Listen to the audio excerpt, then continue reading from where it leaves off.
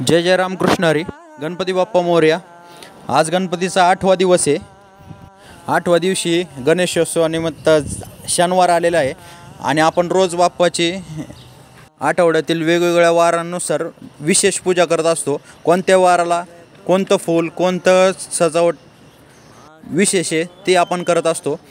ह्या वर्षीचा आपला बाप्पा स्वामी समर्थांच्या रूपातील आहे आणि वटवृक्षाच्या खाली आपण त्याची स्थापना केलेली आहे. आणि या शनिवार निमित्त आपण मारुतीला जसं रुईंच्या पानांचा हार घालतात तसंच हार आपण आपल्या गणपती बाप्पाला शनिवारच्या निमित्त घातलेला आहे. गणपती बाप्पाला काय वाहावे काय वाहू नये हे आपण मागं एक 4थ्या दिवशीच्या व्हिडिओमध्ये सांगितलं होतं आणि त्या दिवशी एक उल्लेख केला होता की शनिवारी एकादशीच्या दिवशी सांगितलं जाईल की गणपती बाप्पाला तुळस का वाहिली जात नाही. त्याची आपण एक थोडक्यात कथा समजून घेणार आहोत. तत्पूर्वी आपल्या चॅनेलवरती गणेशोत्सवातील मंडळांचे देखावे हा सुद्धा टॉपिक आलेला आहे. तर तो सुद्धा आपण चॅनलवर भेट देऊन तो बघू शकता.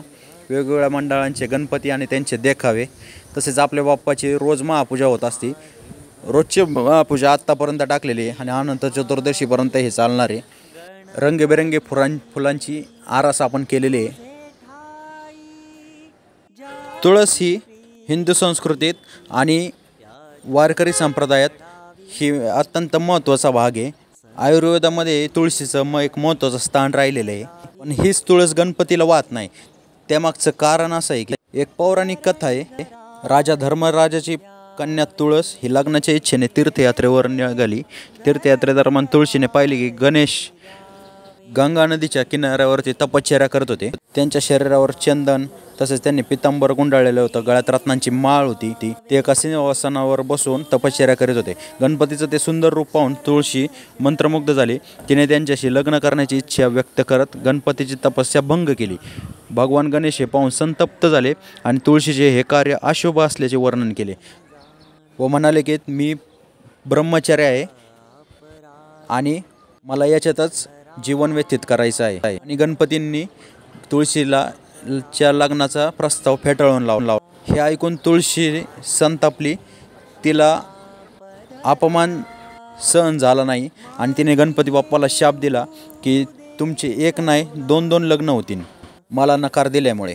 निष्कारण शाप मिळाल्यामुळे भगवान गणपती बाप्पाही संतप्त झाले आणि तुळशीला प्रतिशाप दिला की तुझं लग्न एका राक्षसासोबत होईल.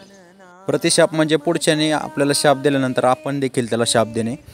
हे ऐकल्यानंतरनं तुळशीला आपली चूक समजली आणि तिने गणपती बाप्पाची माफी मागितली शाप दिल्याबद्दल आणि गणपती बाप्पाला शरण आली. मग गणपती बाप्पाने तिला उशाप दिला की उशाप म्हणजे मूळ शाप हा तसाच राहत असतो, फक्त त्याच्यातून तो कमी स्वरूपात त्याची बाधा होत असते आणि त्याच्यातून मार्ग निघत असतो. तर तुझं लग्न हे राक्षसाशी होईलच, पण नंतरनं तुझं दुसरं एक लग्न होईल, ते कृष्णांशी होईल. भगवान घरोघरी तुझी पूजा केली जाईल. कलियुगात तू जीवन आणि मोक्ष देणारे असेल, पण फक्त माझ्या पूजेत तुझा कुठल्याही प्रकारात वापर होणार नाही. अशा प्रकारे गणपतीने तिला उशाप दिला आणि त्यानंतर शापानुसार तिचं लग्न शंखचूर्ण नावाच्या राक्षसाशी झालं. पण नंतरनं भगवान शंकराने त्याचा वध केला आणि नंतरनं उशाप दिल्यामुळे भगवान श्रीकृष्णाने तुळशीशी विवाह केला आणि नंतरनं तुळशी विवाहाची परंपरा हे आजतागायत चालू आहे. म्हणून ही हिंदू संस्कृतीत पवित्र असणारी तुळस ही गणपती बाप्पाला या कारणामुळे वाहिली जात नाही. जय जय रामकृष्ण हरी. त्यानंतर बाप्पाचं हे विद्युत रोषणाईमधील शनिवारची महापूजा आपण पाहतोय आणि आपल्या चॅनलवरती असेच नवीन व्हिडिओ माहिती धार्मिक चॅनल आहे आपला. त्यासाठी व्हिडिओ जास्तीत जास्त शेअर करत जावा.